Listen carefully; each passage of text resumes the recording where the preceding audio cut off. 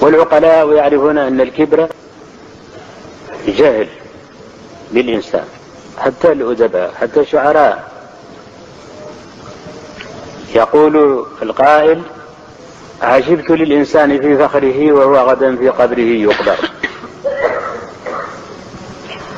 يا عجبا للناس لو فكروا وحاسبوا أنفسهم أبصروا، وعبروا الدنيا إلى غيرها فإنما الدنيا لهم معبر. الخير مما ليس يخفى هو المعروف، والشر هو المنكر، والموعد الموت وما بعده الحشر فذاك الموعد الأكبر. لا فخر إلا فخر أهل التقى غدا إذا ضمهم المحشر. ليعلمن الناس أن التقى والبر كان خير ما يذخر.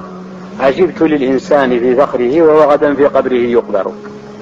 ما بال من أوله نطفة وجيفة آخره يفخر.